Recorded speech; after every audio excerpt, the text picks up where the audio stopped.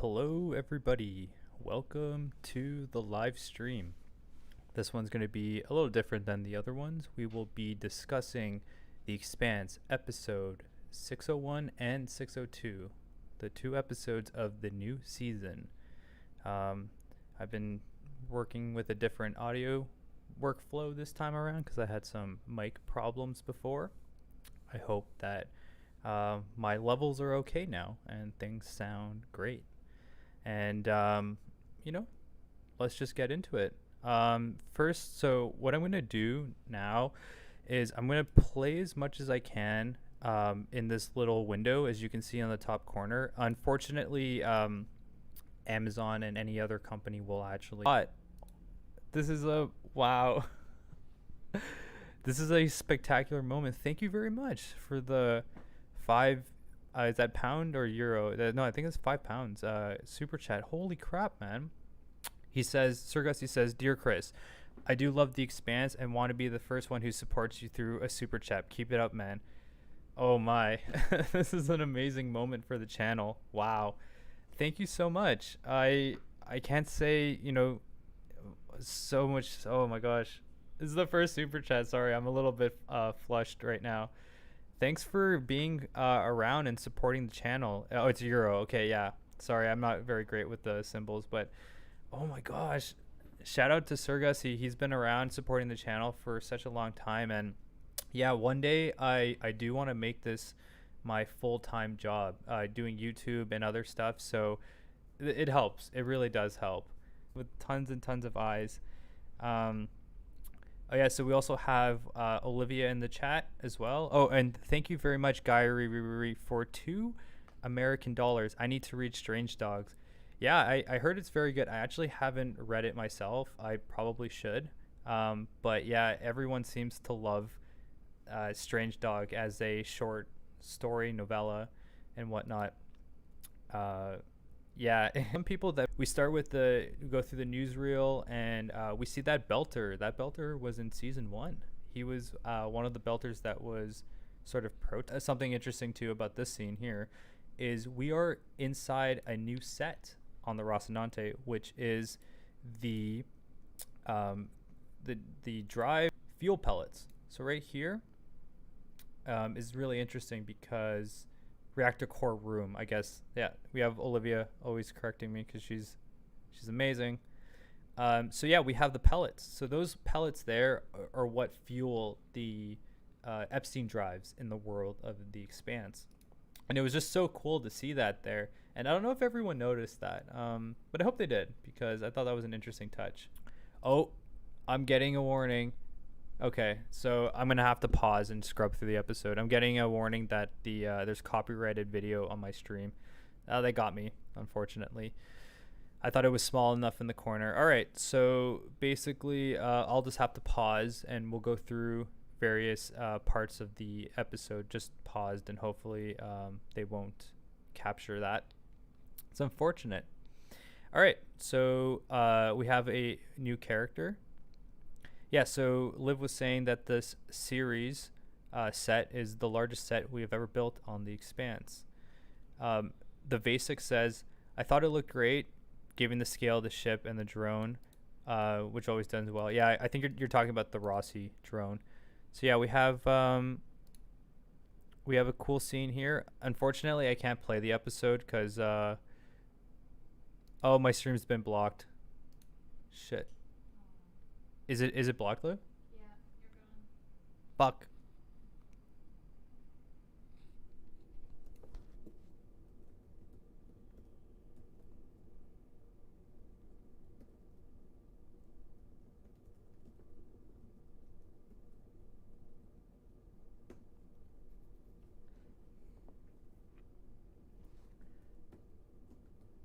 Yeah, Sir is saying just do the slideshow without playing the video. Yeah. Should I end the stream? I don't know. Is there any way to get it back at this point? I think you went too far with it. Damn it. I mean, you could end it and start a new one, right?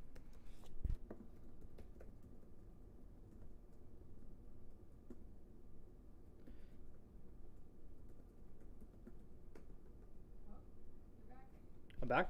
Do you see me? Okay, guys, I'm back. I'm back. All right. I need to figure some creative solutions to this. I'm gonna make it smaller. And yeah, there's gonna be no playing of. Oh my gosh, that was weird. All right, guys, we're back. Okay, so I got to be really careful with this. Maybe next time I'll just have a series of slideshows. And oh my gosh, that was freaky. At least, I mean, this is fair use. At the end of the day, I'm not playing the audio. It's fair use. I don't care what Amazon, what anyone says. I'm commenting on it as a person who works on the show. I can play parts of the episode on stream. It's fair use. Like no one's gonna. Yeah, so I'm going to yeah, just have to click and pause and stuff like that. So yeah, this set is what Olivia was saying. Let's just get right back into it. Wow. I might be able to do frame by frame. Can someone look into that? Can I scrub the episode frame by frame? Okay, I tried the arrow key. I'm trying the. This is the best I can do. I think it skips 10 seconds. So I can do 10 seconds and 10-second interval. So in this scene here, we have. Yeah, so we'll just basically go through 10-second intervals and whatnot. Maybe I should put like a watermark over the episode. I don't know. We'll go through 10-second scrub through the episode. It's unfortunate, but that's just the way we have to do it. All right, so in this series set, it was huge. And another thing too is that you had multiple levels, so you can walk on the main floor, you can get up some stairs, and then get to another higher up level. So that's what I found was really cool. It's just the set is huge, and on this scene here, the glass. So behind the glass is actually all blue screen, and then in front of the glass, it's obviously we have extras and people walking around and whatnot. So yeah, so I think if just scrubbing through 10-second bits of the episode would probably be the best method of doing this. But yeah, I thought it was in this scene here. It looks really good because of just to consider the CG here. So you got to see all behind Philip. That's all like CGI behind the glass. And that was always interesting to shoot too, because if you did the reverse angle, you didn't have to spend money on CG, but as soon as you did the angle facing this way, there was always a cost to that.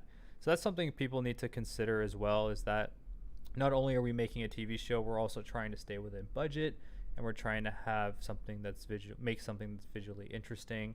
But budget is something that not a lot of viewers realize, like how much money goes into the show, which in retrospect isn't a lot. I believe the metrics are for one episode of The Mandalorian, you get a whole season of The Expanse. So just put that into perspective.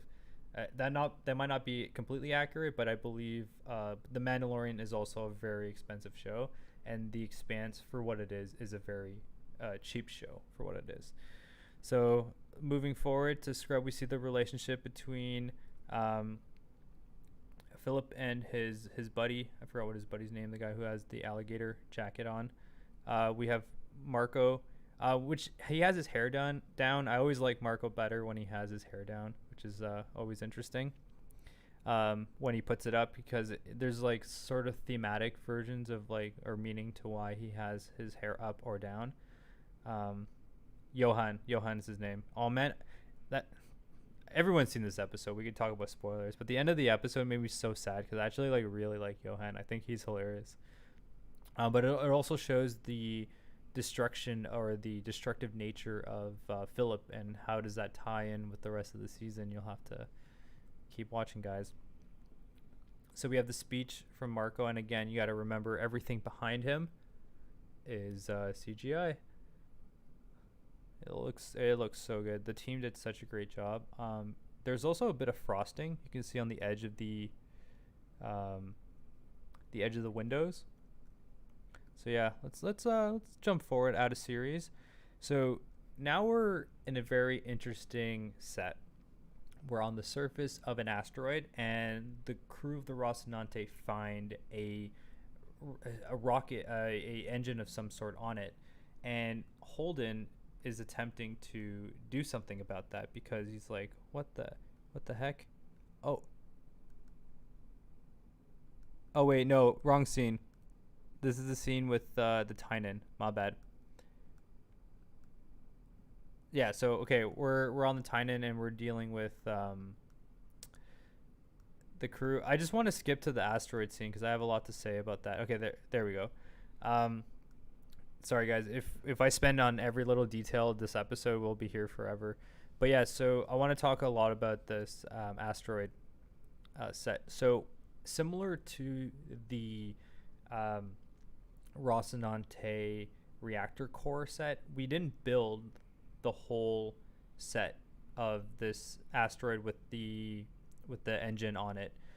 We only build about a quarter of it, and the rest of it is CGI. I believe Kim at some point was going to post a photo of it because it's going to blow your mind when you see how much of that scene is actually CGI. So here, if you can see like where the light is shining, a decent amount of that is what we built, but there's certain, like, you can't even see the lines, like the line of where the CG starts and the set begins. Like, it was crazy the amount of detail that went into this scene because we did build a bit of the rock um, like asteroid wall, because when you're shooting in certain directions there would be less CGI needed. But in all seriousness, there was a lot of thought and stuff that went into this scene, like a ridiculous amount of stuff.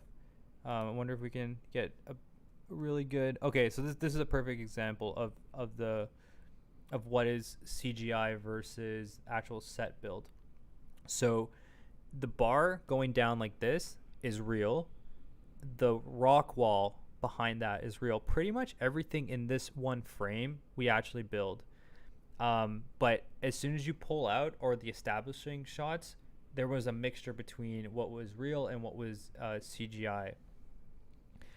And Vasic says, I still understand why streaming services don't have screenings in theaters as a sort of extra income.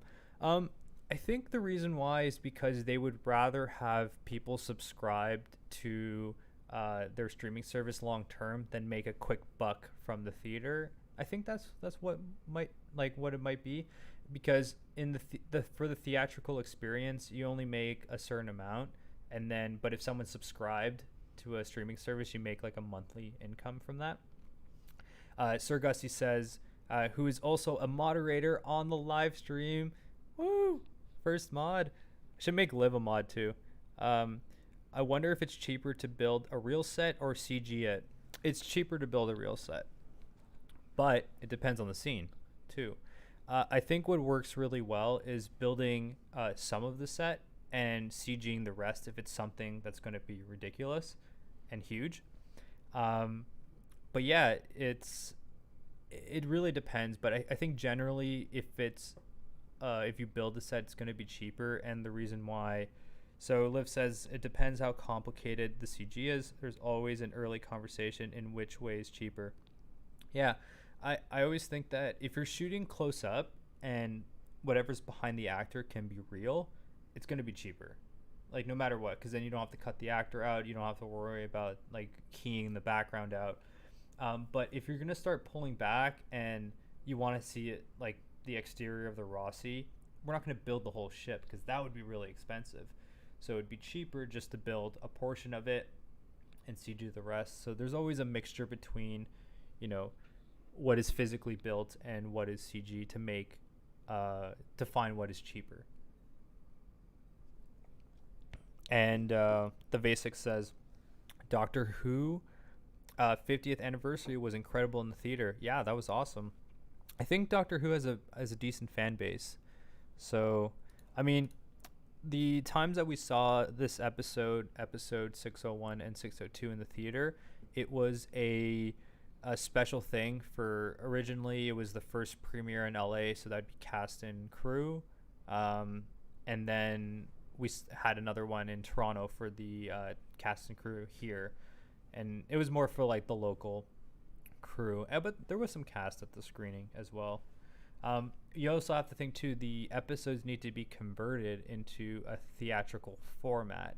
Now, I don't know what goes into that. That is not my area of expertise, but it's always something to consider that it doesn't just magically go to a theater. I think there's some sort of conversion or transition, maybe with the audio and the video.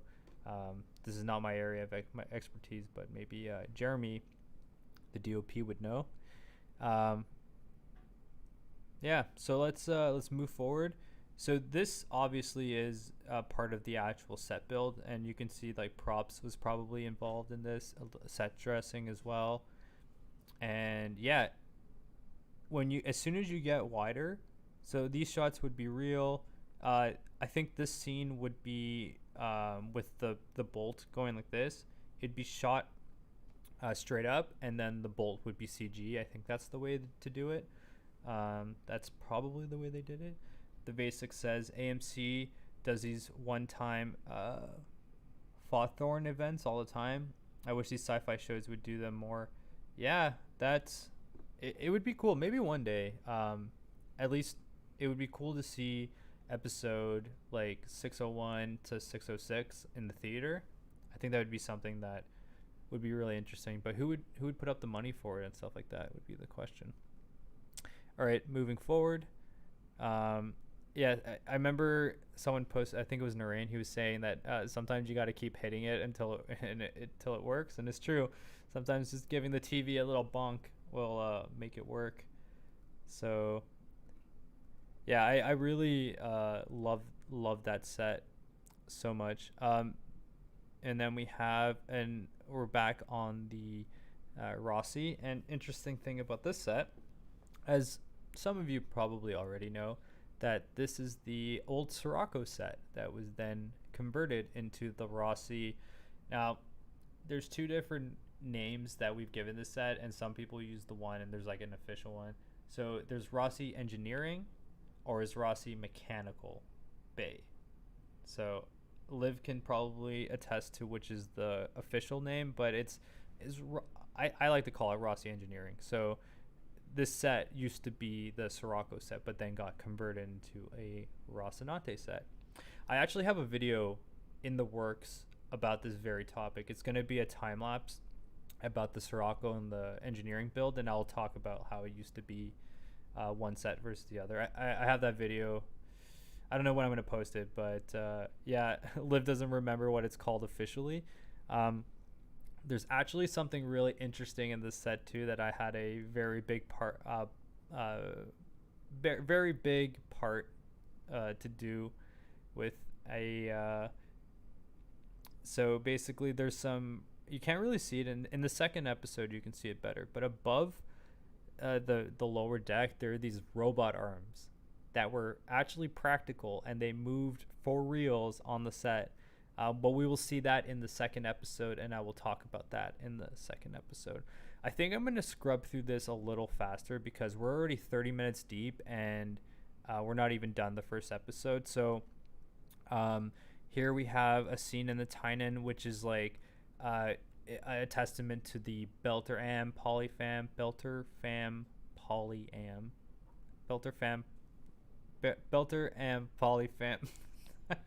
I always screw up those terms. And the Tynan's such a great ship. Here we are in the Pella, and yeah, this is a cool scene too, because I like to look into what would Belter casual life be like, because this is pretty casual, two guys hanging out with two girls, and they're drinking and they're talking they're talking stories and stuff like that.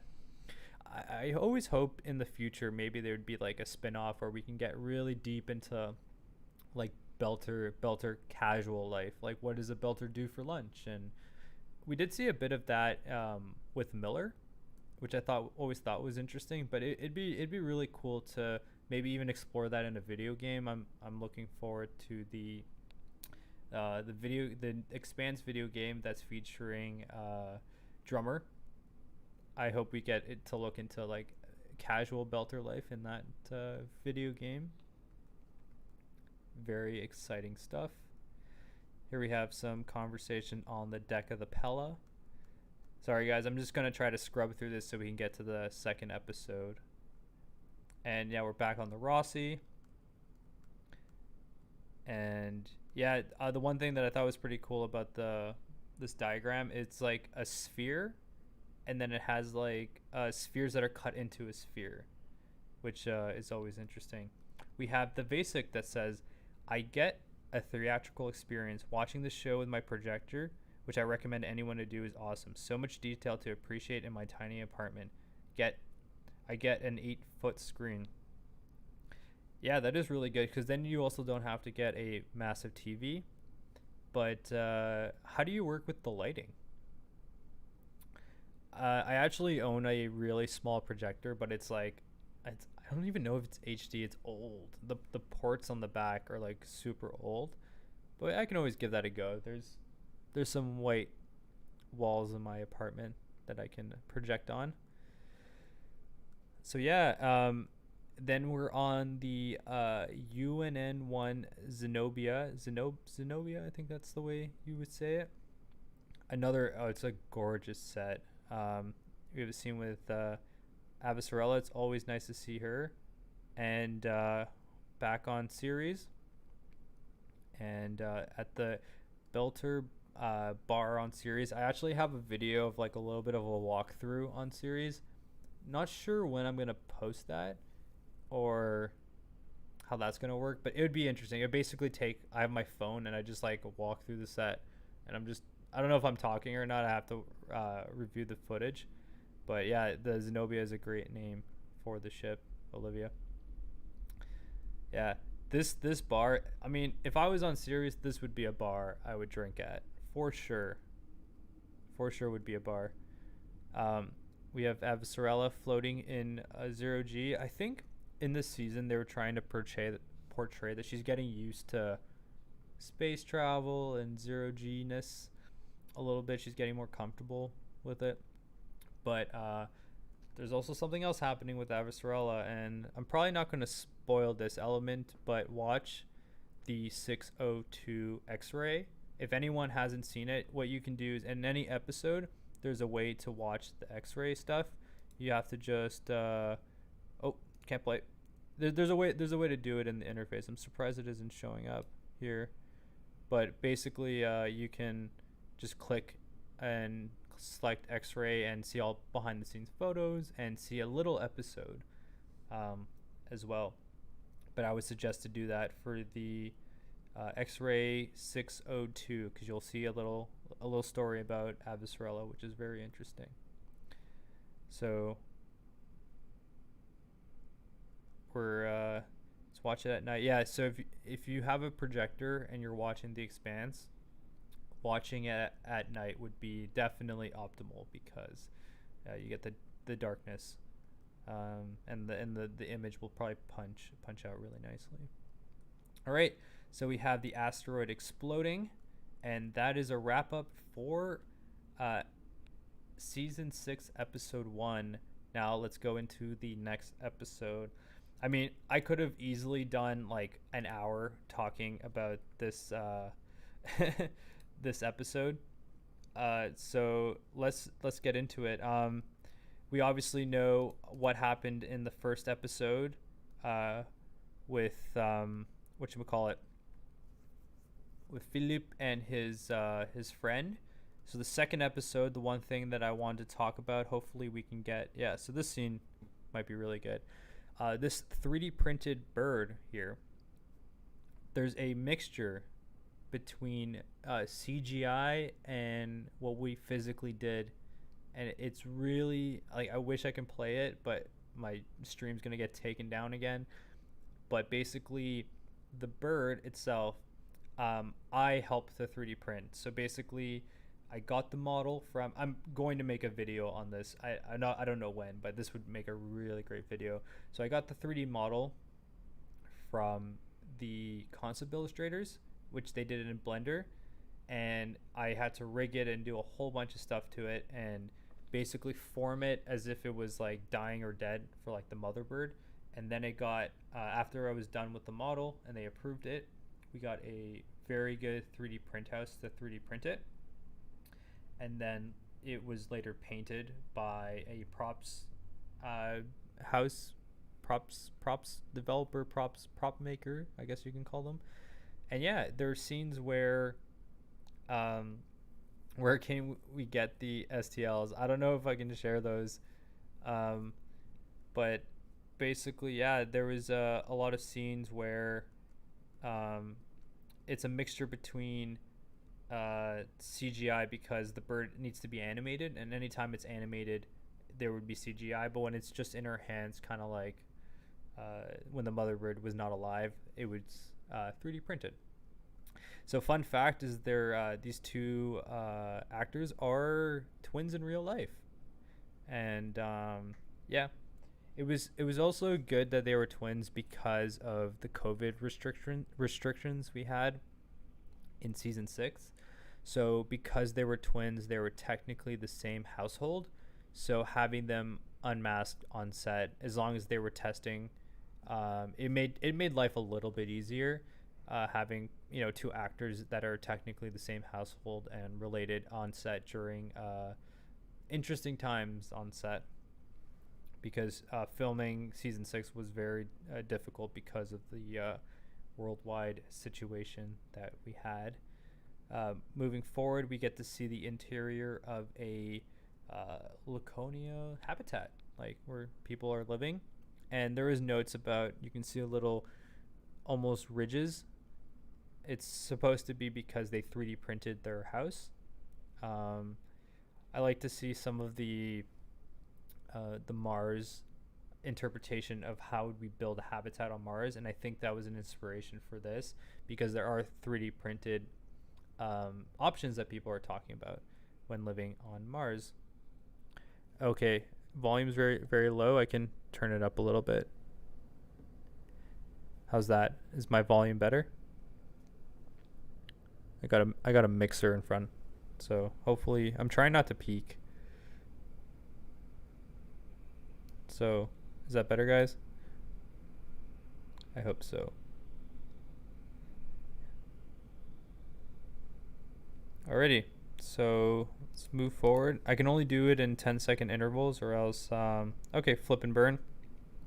Great name, by the way, flip and burn. Yeah, I want to shout out to all the set designers who helped with the Laconia sets.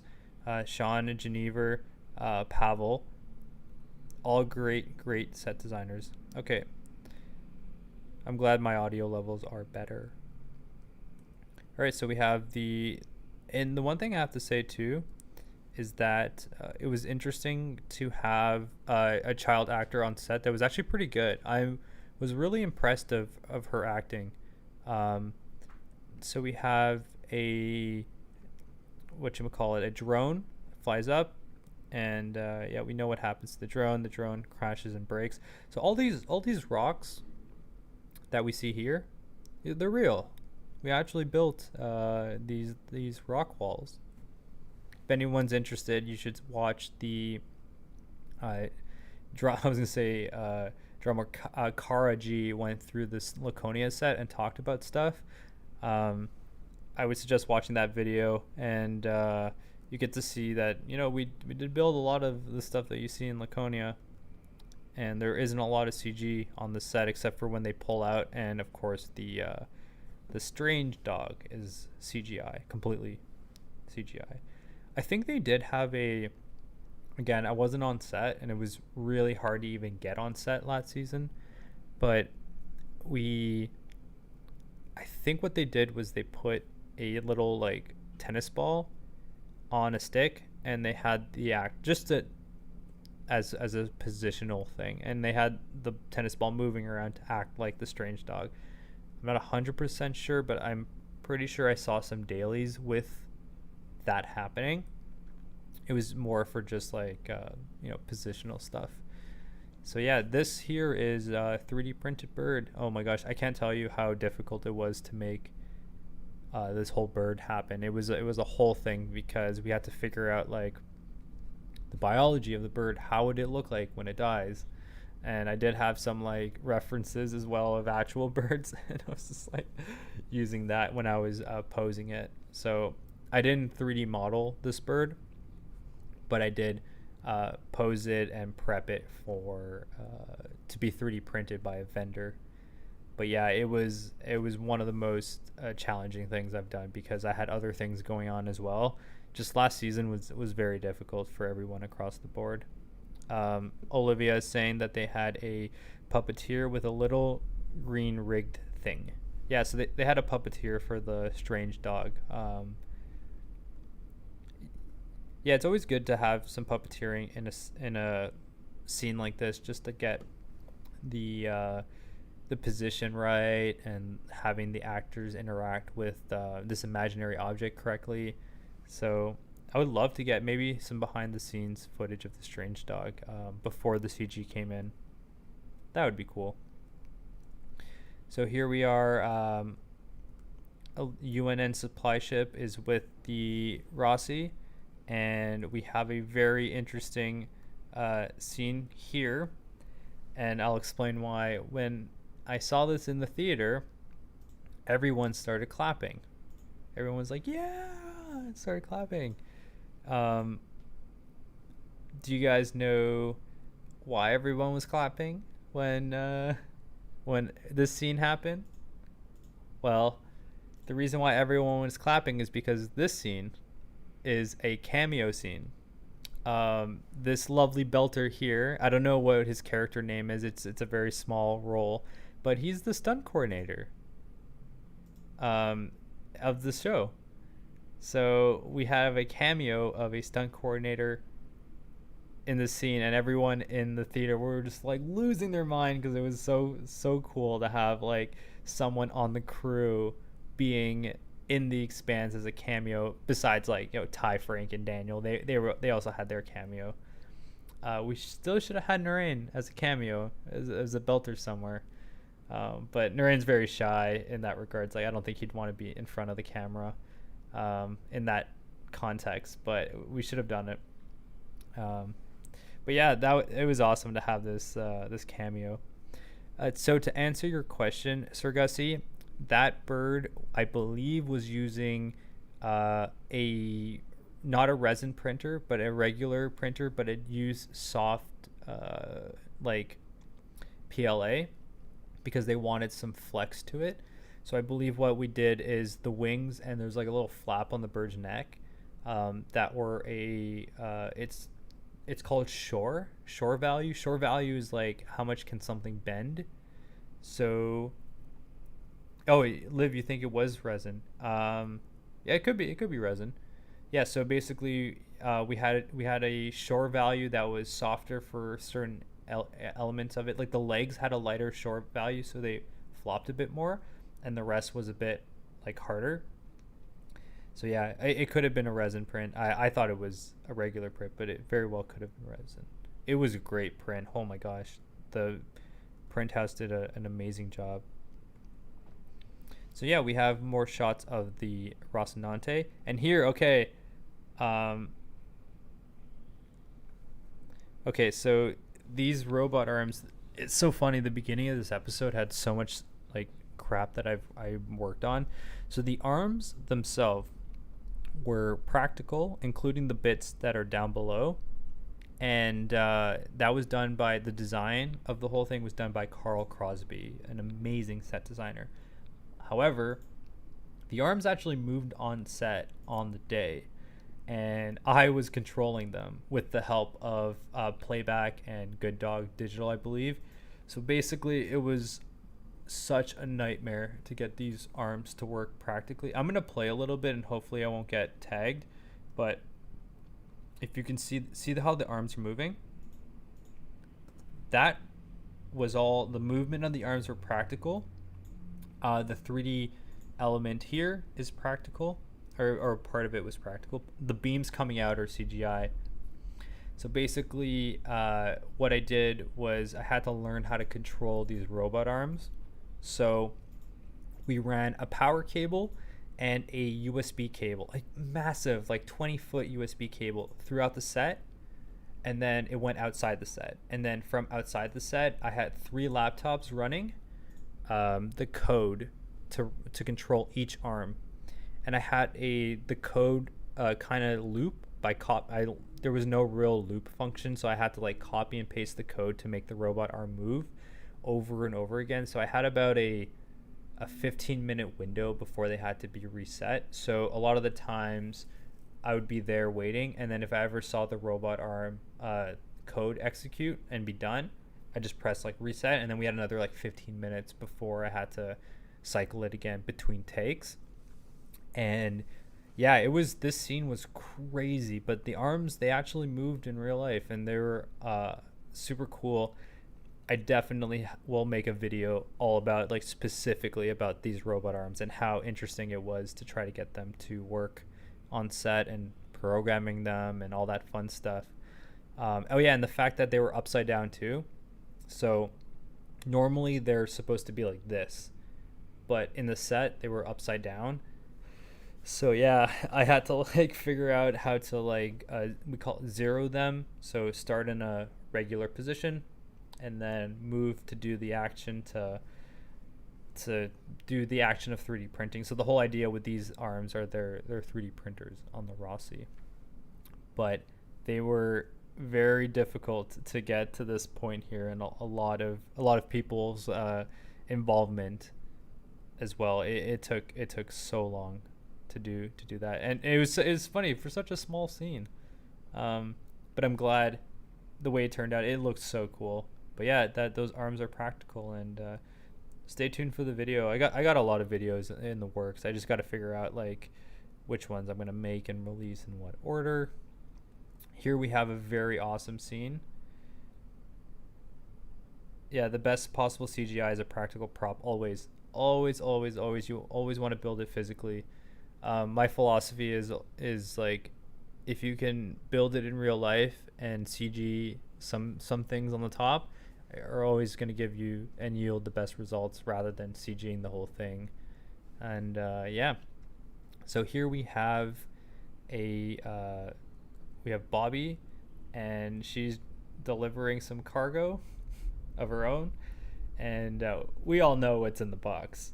We all not only know what's in the box, but can't wait to see Bobby, wearing what's in the box. So in the box is obviously her power armor, and that is the intro to this episode. Let's move forward. All right, let's see. Okay, so we're back on series, and we're actually, I don't know if is it Star Helix still, or is it taken over by the Belters? Not exactly sure, but we have Philip in jail for shooting his best bud in the gut, or in the heart. And we have Marco that's going to bail him out. Eventually says that it's give them back his gun, which I thought was an interesting scene. Like, I think he should be like, I'd be like, homie, like, you don't need a gun for at least a little bit. We can find you another job on the Pella. Like, you don't need a gun. But it speaks to Marco's territory and how, our character, I should say, it speaks to who he is and what he thinks the OPA is all about. Yeah, so the conversation about like how he's obviously not proud of what he did and how he's acting foolish, but also the fact that he says like, you defended yourself. Yeah, you defended yourself. Was there a better way to handle that situation? Yeah, of course. And was he really defending himself, or did he instigate it and then took it to the next level? I think it's more the latter. But moving forward, we have the interior of the Rocinante, and at this point, I'd like to acknowledge that we have the gang together. You know what I mean? This is the Rossi crew extraordinaire. We got Bobby Draper, we got Amos, we got Holden, we got Naomi, and we also have someone else who's lingering around some decks that Bobby Draper will soon find out and not be ecstatic about, and that is Peaches. As much as we love Peaches, She did do some crazy shit in the past, and Bobby Draper ain't too happy about that. But it's always nice to see the crew interacting. This scene, or I was gonna say this episode, is so good. Watching it in the theater with the cast and crew was just like such a wonderful experience. And I tweeted after like watching it in the theater, I said straight up, this is one of the best episodes of The Expanse. And some people were like, oh, I can't wait to see it. Other people were skeptical. They're like, really? Is it better than like some of the episodes in season 2? Is it better than some of the episodes in season 5 that were really strong? And I was like, guys, like, this is a really good episode. And I think people watched it and came back and said, like Dan from Space Doc said, it was one of the best episodes of The Expanse. And I really appreciate, because I trust Dan's opinion. But Olivia says that it's one of her favorite episodes in The Expanse. If you guys, please put in the chat, do you guys think if this episode was one of your most favorite episodes of The Expanse? I want to know. And just because it's one of my favorite episodes doesn't mean it has to be yours. I'm really open to your honest opinion, but I also want you to get my honest opinion. And I did really like this episode overall. One of the reasons why I thought this episode was so good is that it played with tension really well. It wasn't an episode that was completely filled with action. Of course, there is action in it, but I also felt that it played with tension really well. The writing was great. It's leading up to something bigger. The chase scene was great. You're right, Sir Gussie. There was a lot of great elements to this episode, and I thought that it balanced them really well. We also have, we have Alex that says it's in their top 5. It's not bad. Yeah, I would say it's part of my top 5 too. It's hard to tell which ones are my favorite episodes. I do have a lot of favorite episodes for sure, but this episode was great, and I think that 606 might be like some of the best episodes of The Expanse. Flippin' says, my all-time favorite is season 3, episode 5 and 6. I count them as one. Yeah, those are also really great episodes. Season 3. I like some episodes from season 2, like the one with Miller on Eros alone. Like that was and Finding Julie. Like that was such a great episode. So going back to 602, we have a scene where the Belter polyfam is going to split up a little bit because Drummer doesn't think that, I forgot what her the Belter that's leaving the ship's name is, but how she's going, I'm terrible with names if you haven't noticed, is going to leave the ship. And yeah, I also really like this new Belter character that's introduced when he says like, Marco, I intimidate him sexually. Like that was fucking Micho.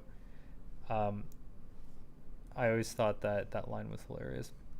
We're back on the Pella, and we have the classic Man Bun Marco. We have Man Bun Marco. I like it better when his hair's down, but when he has the man bun, you know, he's in 0G and something's going down. Sometimes, you know, it's easier to have a character's hair up when you're in 0G, so you don't have to CG the hair. Olivia says, episode 3, season 3, episode 6, Amos, I'm That Guy. Good episode. Season 4, episode 1, season 4, episode 6, season 5, episode 7 are her favorite episodes. Flip and Burn. Yeah. Such a great name. I love the name Flip and Burn. All right. So we're now, we're in the Pella, and they're obviously talking about like what the F they're going to do with Philippe.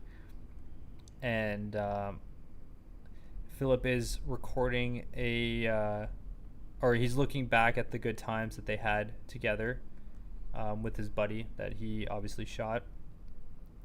And moving forward, and this is like, I love this scene because first of all, there's like funny parts in it, but also anytime we're in the Tynan, it makes me happy because I love the way the set turned out. It has like a grunge to it. It has it really is the definition of a belter pirate ship. And yeah, this is great. It's a great scene. I think it's establishing something bigger, and I think it plays a really good part in the episode as well because it's also talking about, you know what, like fuck this Marco guy. And I mean they don't say it explicit. I can't talk today. They don't say it directly, but they do. They're hinting at something. Yeah, Drummer's storyline in this season is really good. Moving forward, we are back on the Pella where Philip is saying that he wants to give tribute to his homie that he shot.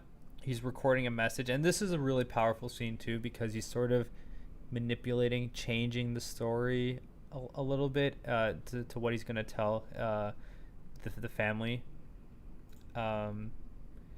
Back on the Zenobia. And yeah, this is just a quick scene. Then we're back on the Rossi, and some stuff's about to go down. Like the episode's been great so far, but we need a little bit of oomph, you know? Flippenburn says, I renamed my YouTube channel to match the one I use on the Expanse Discord. Ah, that makes sense. Just to keep everything cohesive so we know that it's the one and only Flippenburn talking. I think that's a great idea. So, yeah, it's so unfortunate. I wish I can just let this part of the episode play out. But yeah, I don't want to get striked and get my stream taken down. But yeah, I thought that this whole sequence was so good. It was great because we got to see almost it reminded me almost like a spy mission, like a mission, undercover badass secret ops mission, and it's the crew of the Rossi getting together and disabling the Azure Dragon's drive so they can board it and infiltrate their ship. And the one thing that was super cool about this is the fact that when the Azure Dragon realized that it's oh shit, we're being followed, and they try to get away, now it's okay, crap. In order to stop their drive, we need to put a device on it and be able to do that. But that's kind of difficult to do when you're both moving in parallel with the ship. Except for, if you have power armor, this might make things a little bit more easier because now you're not really being held down by gravity too bad. And yes, the basics says the mission sequence was visually stunning.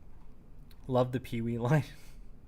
Great setup for the upcoming tension between the two. Yeah, so such a great sequence. And I also thought was really cool was the Meg gloves.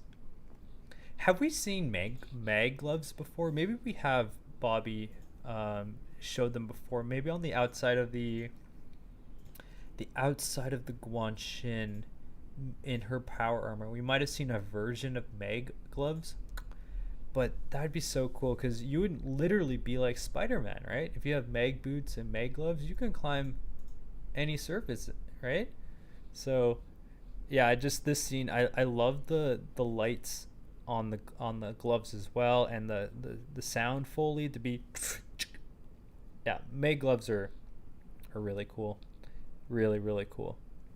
I love this whole sequence. Again, if I play it through, I'm gonna get it taken down. It's sad, but it's such a great. Yeah, on the Guanshin we saw Meg gloves, not Meg boots, Meg gloves. And one thing I was telling Liv says everything about the Azure Dragon sequence is amazing. Yeah, that set also looked great as well on camera. And so here we have Amos with his gun, and he's suited up in his armor, and this is Amos in his natural habitat. When you see him holding a gun. And the thing is too, he does have like I was gonna say that the actor who plays Amos, um, he has a background in military, so he served on the Navy. Um, so yeah, he knows how to hold a gun. He knows how to. Sir Gussie, we got some more. We got some more spam in the chat. Sir Gussie, can you take care of that guy? There we go. Good job. Thanks a lot, man. So basically, anytime we see Amos uh, in gear, we know some stuff is going down. Some stuff is going down. So yeah, so she's outside on the ship, and we see something interesting here too. With yeah, thanks for doing that, Sir Gussie. Something really interesting with Naomi, because she's experiencing a bit of PTSD from her initial launch to the Chetsmoka in the previous season. So the way that they filmed that scene, I thought was really well done, because the way that they cut it, and it was like her face and her like sort of reaction to the situation. And you got to imagine too that the vacuum of space is a really scary place. It's a place that humans don't really can really survive in hard vacuum for very long or very well. So belter PTSD from hard vacuum, exposure to hard vacuum, could be a thing.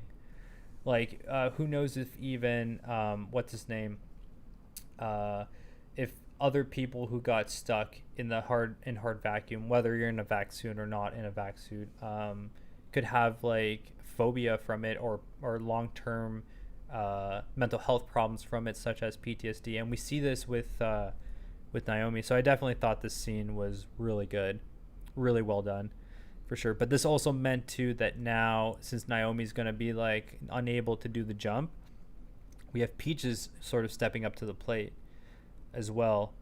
So yeah, Naomi's really shaken up by not being able to essentially do her part of the mission. So we have Peaches stepping up to the plate, and Bobby obviously makes small work of these two guys here that are crew of the Azure Dragon, but they said there was about a 4-man crew, so you have 1, 2. She makes easy work of them, but then there's a guy behind her that she doesn't realize, and that's when Peaches activates her bio, like her mods, I guess you can say, to make her a little bit more superhuman. And she does it by doing a little ring of, she puts her tongue up and does like the little circle, and it sort of clicks up. But then she also has adverse reactions to the mods as well.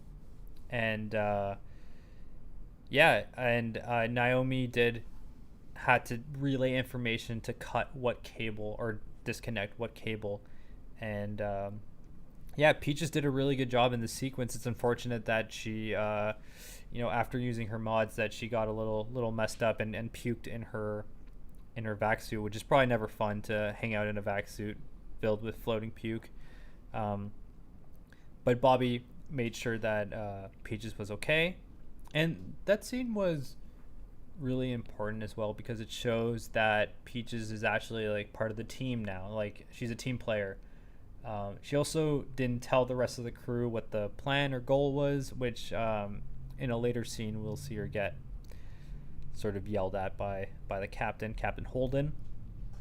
But yeah, so we have, and this sequence is just great.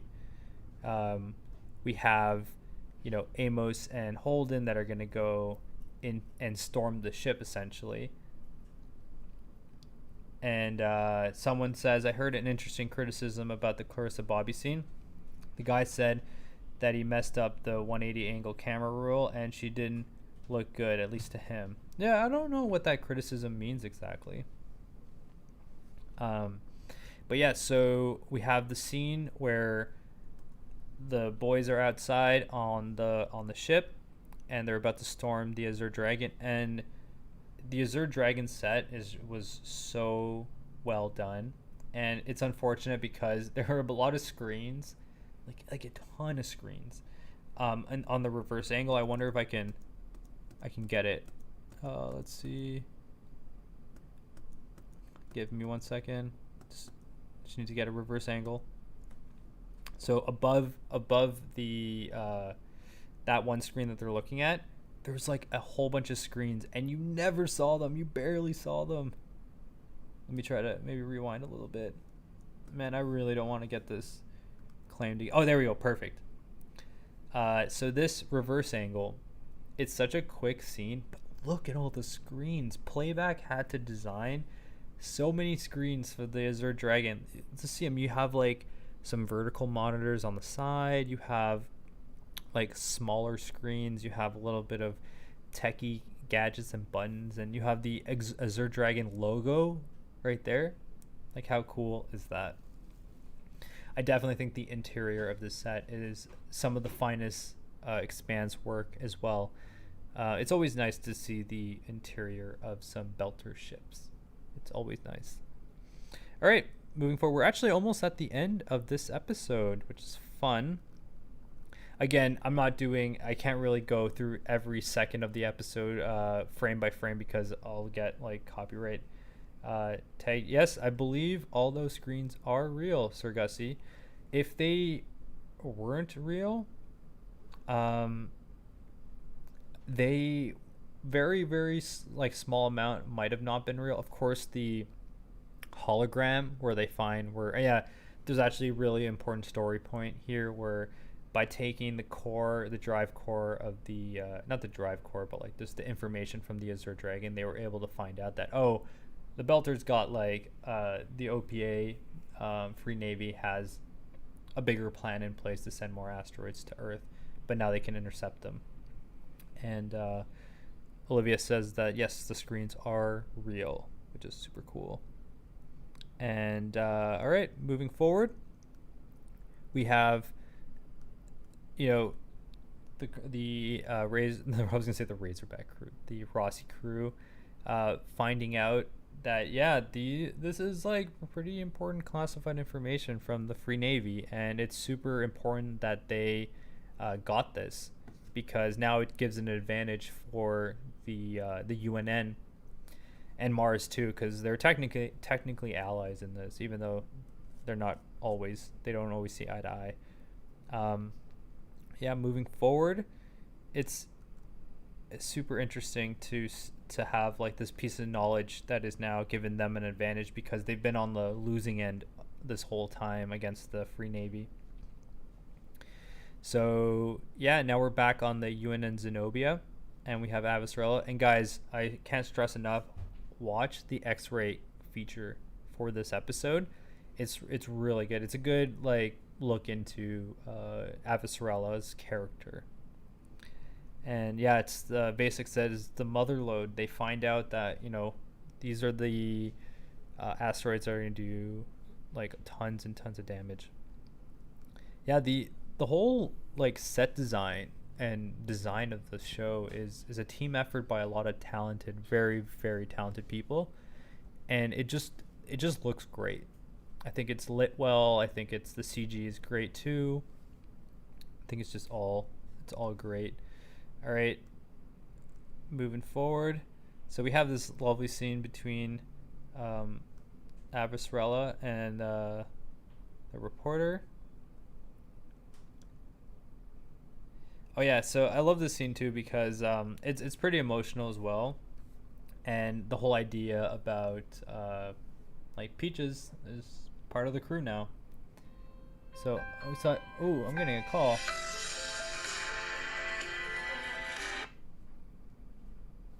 All right, they can leave a voicemail. Got way more important stuff to do. Okay, like a live stream. All right, so this scene was really good because we got to see the Pages get called out by Holden, and we also got to see that she called him. No, he called her like a part of the crew, which was awesome as well because like what she did, obviously he didn't appreciate how there wasn't that communication where it's like, if the plans change, you got to tell everybody. But it also established that, Peaches, like you're part of the gang now, the Rossi gang, which is really good. And I love anytime like Peaches and Amos are in a scene together, like when they were on Earth together, they have such great chemistry on screen. You can see it, and they're such great actors, such great actors. Now we're back on the Pella, and Marco is realizing that holy f, we lost some crucial data, and essentially stuff's going down because the battle is now gonna come to them. Because if Earth can defend themselves against these asteroids, what's the next move? They're gonna start moving forward, and they're, instead of being in defense, they're gonna be more on the attack side of things. And yeah, pretty much the realization of that is just saying like, guys, we have a fight on our hands. Such a great episode. Oh my gosh, my phone is going nuts. What the heck's going on? All right, such a great episode. I'm actually, I got an email from YouTube saying that there was a copyright strike on my freaking live stream. Yeah, it's a copyright. Let's see. Says live stream copyright notice. Your stream was interrupted. Yeah, that happened. Okay. So I might have to maybe cut some sections out when this goes out, but hopefully I learned now, and I'll make sure. I thought that the image was small enough on the screen. Again, it's fair use. Me talking about these episodes is definitely fair use in all regards. So yeah, guys, that was pretty much the breakdown of the 2 episodes. I have a lot more content in the works, and I hope you enjoyed watching this stream. It's unfortunate that I couldn't play the episode throughout and pause and talk. It had to be like the 10-second, scrubbing back and forth. And I mean, there's more to talk about the show. I just kind of generalized. I didn't want this stream to be like 6 hours. I remember I did one live stream where I talked about the trailer, and that was like an hour long for like a 1-2 minute trailer. So there's definitely a lot more we can get into. But I think I'm going to start wrapping it up. We're 1 hour and 15 minutes. I usually do my streams a little bit over an hour. An hour and 15 minutes is around the time. I just want to thank everyone for coming and hanging out. I got my first super chats on this stream, and I cannot believe it. Thank you guys so much. Sir Gussie and Guy Riri. I really appreciate it. Again, you guys don't have to give me super chats, but if you want to, I will definitely shout you out and I will praise you, and I would be so happy because I do really one day want to make this my full-time gig. And the more I can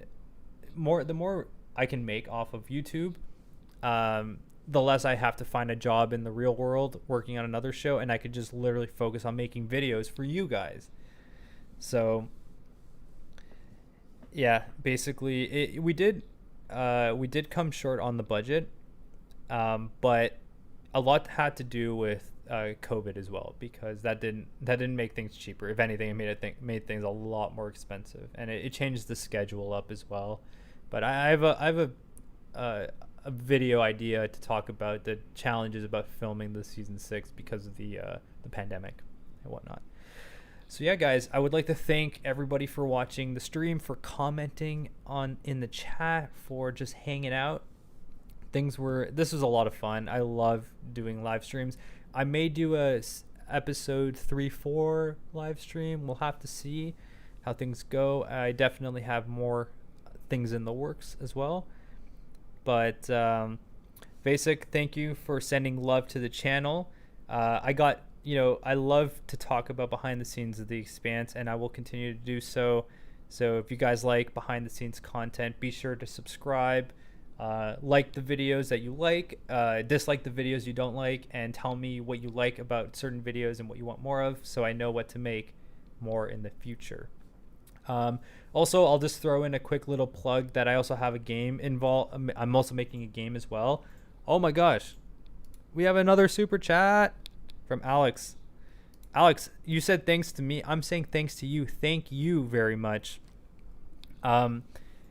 Wow, a $5 super chat from Alex. I've seen Alex before on the channel, so I appreciate all this stuff. And yeah, I got the next video that will be posted. I'm not sure when I'll have it ready, but the good thing is I'm on holiday break, so I could spend my whole day working on videos and stuff.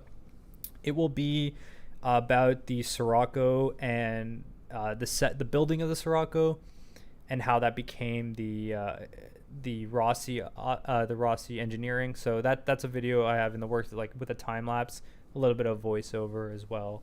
So that will be my next video. But the whole idea would be one day, hopefully within the next 2 years, I can sort of shift into doing this as my main. Maybe within the next year, do this as my main career and career path moving forward.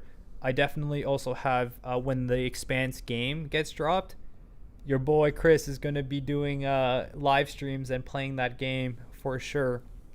But yeah, we are going to be wrapping up the stream. I was not expecting that last minute super chat from Alex, but I appreciate it. And he didn't say anything, but if you say something on the super chat, I will drop everything and be like, let's listen to what this person has to say.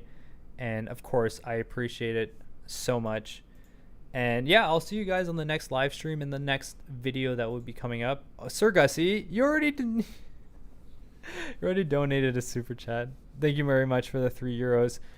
You guys are awesome. And yeah, I might, Sir Gussie, you might be a permanent wrench on the channel, like a mod, and also Liv as well. I'll make Liv a moderator as well. Because you know what, I got spam on this channel, so on this stream, so who knows, it might happen in the future, and it'd be good so that I can focus on the stream while other people deal with the spam that comes up. Basic says, is there a release date for the game? No, there's not. We actually literally just got a little bite-sized teaser of that one video, and that's it. But I really hope in the future we can get some more context of like, I want to see more, basically, and I will definitely be playing that game on this channel. No, thank you, Sir Gussie, and yeah, you're gonna be a wrench on this channel for sure. You'll be a moderator, and same with Liv. So yeah, guys, I will see you on the next live stream. I got a video probably coming out this week or next week at some point, but I appreciate it all. Thank you for the first. This is the first live stream with super chats. Wow. What a historic moment for the channel. All right, guys. Thank you very much for watching, and peace out. Stay safe and have a very, very Merry Christmas and a Happy New Year. Bye.